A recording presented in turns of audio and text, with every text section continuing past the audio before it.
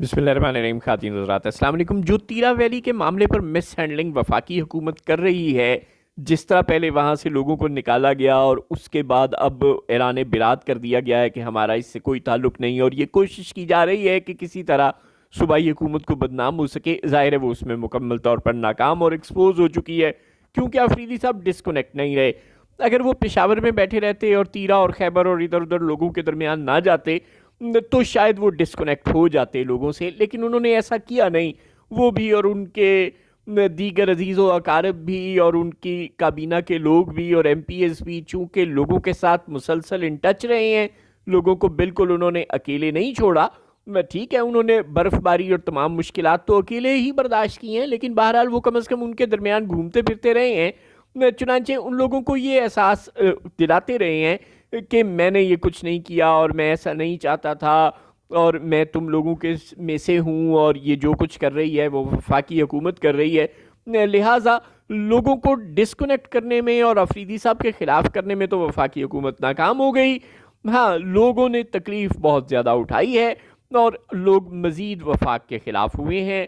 بلوچستان میں پہلے ہی جو صورتحال ہے وہ ہمارے سامنے ہے، اس پر تو رائے یہ کہ ہماری سرحد پر تنازع ایران کے بارڈر پر بہت بڑھ چکا ہے، اور یہ اب لگتا نہیں ہے کہ امریکہ کے جو دو بحری بیڑے پہنچ گئے ہیں خلیج فارس میں، وہ بغیر ایران پر حملہ کیے وہاں سے جائیں گے۔ اب وہ ایک چھوٹی موٹی سٹرائک ہو یا وہ ایک بڑی سٹرائک ہو، اس وقت تک یہی لگتا ہے کہ ان کا بنیادی ہدف ایران کے سپریم لیڈر یا ایران کی حکمران ہیں۔ وہ وینزویلا سے تو وہاں کے صدر کو اٹھا کر لے گئے، لیکن ظاہر ہے ایران سے وہ ایسا تو کر نہیں سکتے۔ ایران وینزویلا کی نسبت زیادہ طاقتور فوجی قوت ہے، چنانچہ ان کی یہی کوشش ہوگی کہ وہ کسی طرح ایران کی قیادت کو نقصان پہنچا سکیں، وہ جس حد تک بھی پہنچا سکیں۔ اور یہ ایک حلمن مزید کی خواہش ہے، یہ ایک ایبسرڈ بات ہے، چونکہ جو ان کا ایک تھریٹ یا ایک ڈیمانڈ تھی کہ ایران کے پاس نیوکلیر ویپنز ہیں اور انہیں خود پتہ ہے کہ وہ تباہ کر چکے ہیں ساری کی ساری لیبارٹریاں ایران کی، یا ایران کے پاس جو بھی جو یورینیم افزودہ کرنے کی مبینہ صلاحیت تھی بقول امریکہ کے، اس کو وہ ختم کر چکے ہیں۔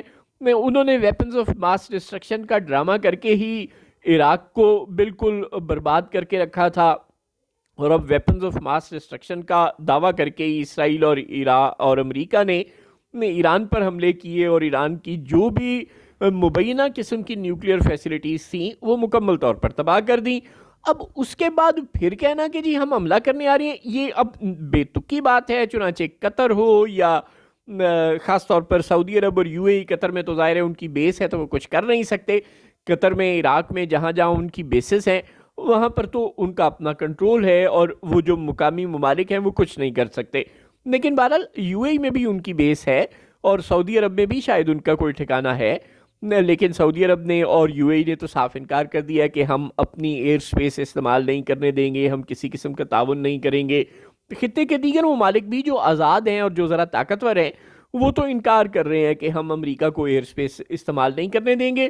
پتہ نہیں اب پاکستان کا اس بارے میں کیا موقف ہوگا۔ اس وقت تک تو پاکستان اپیرنٹلی ایران کے ساتھ کھڑا ہے، اور اللہ کرے کہ ایسا وقت ہی نہ آئے کہ امریکہ ہم سے کوئی ایسا مطالبہ کرے، کیونکہ ہم اس کے راستے میں ٹیکنیکلی آتے نہیں ہیں۔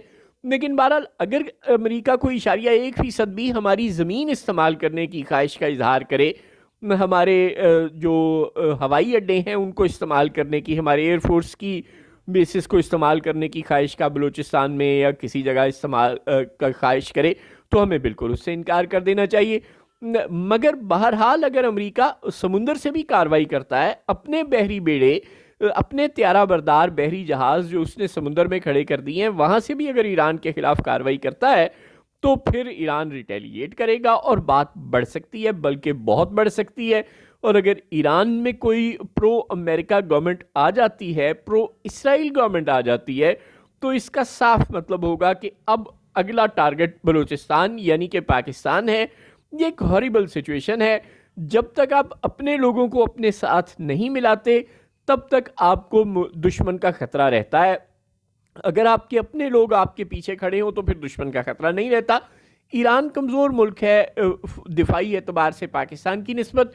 پاکستان ایک ایٹمی ملک ہے، پاکستان کی پاس جو میزائل ٹیکنالوجی ہے، پاکستان کی جو ایئر فورس ہے، جو آرمی ہے، جو نیوی ہے، وہ کہیں مضبوط ہے ایران سے. امریکہ کو، اسرائیل کو اس بات کا بہت اچھی طرح پتہ ہے.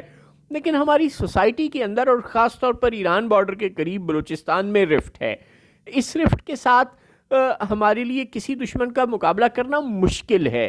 جو ہم نے وادی تیرہ میں، جو پورے خیبر پختونخوا میں سیاسی حکومت سے الجھ کر اور مقامی لوگوں سے اب الجھ کر جو مسائل پیدا کر لیے ہیں، کولیٹرل ڈیمیج، آپریشن اور اس طرح کے دیگر مسائل کی وجہ سے، وہ بھی تشویشناک ہیں.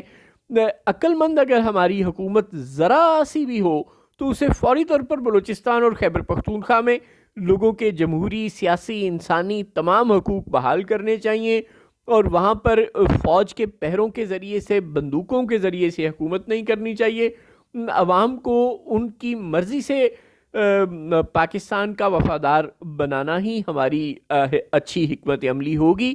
ڈنڈے کے زور پر کوئی ملک کسی قوم کو اپنا وفادار نہیں بنا سکتا، اور ڈنڈے کی ضرورت بھی نہیں ہے.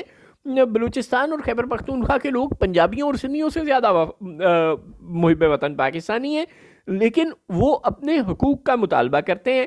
اگر ہم ان کی کانوں پر، ان کے دیگر جو ریسورسز ہیں ان پر سانپ بن کر بیٹھنا پسند نہ کریں، اگر ہم ان کو زبردستی ڈنڈے کے زور سے بھیڑ بکریوں کی طرح کبھی کسی آپریشن کے نام پر، کبھی کسی ڈرامے بازی کے نام پر ہانکنا بند کر دیں، تو وہ لوگ بھی پرسکون زندگی گزار سکیں، ترقی کر سکیں. ان کو اپنی مرضی کی حکومت منتخب کرنے کی اجازت دے دیں، ان کے لوگوں کو لاپتہ نہ کریں، تو مسائل بہتر ہو سکتے ہیں، اور ہم کسی دشمن کے حملے کے خوف کے سے بالکل بے نیاز ہو سکتے ہیں. دشمن پھر چاہے کچھ بھی کر لے، اگر قوم بھی مضبوط ہو اور فوج بھی مضبوط ہو تو پھر کوئی ہمارا کچھ نہیں بگاڑ سکتا. لیکن خالی مضبوط فوج بغیر عوام کی سپورٹ کے کچھ نہیں ہوتی، اور یہ بات ہمارے حکمرانوں کو اچھی طرح پتہ ہے. لیکن اس کے باوجود بھی انہیں بے ہوش رہنا بدقسمتی سے پسند ہے. وہ ہوش میں آنا پسند نہیں کر رہے، پتہ نہیں کیوں پسند نہیں کر رہے، لیکن بہت دیر ہو سکتی ہے. جس طرح امریکہ ہمارے بالکل سرحد پر دستک دے رہا ہے، اور جب امریکہ ہے تو پھر سمجھیں اسرائیل ہے. اور ایران میں یہ جو کھچڑی پک رہی ہے، یہ اب لگتا ہے کہ یہاں پر کچھ نہ کچھ تو ہوگا، چھوٹا ہو بڑا ہو یہ نہیں پتا، لیکن کچھ ہونے والا ہے. اس تناظر میں ہم جتنی جلدی ہوش کے ناخن لے لیں وہی ہمارے حق میں بہتر ہے، ورنہ شاید بہت دیر نہ ہو جائے.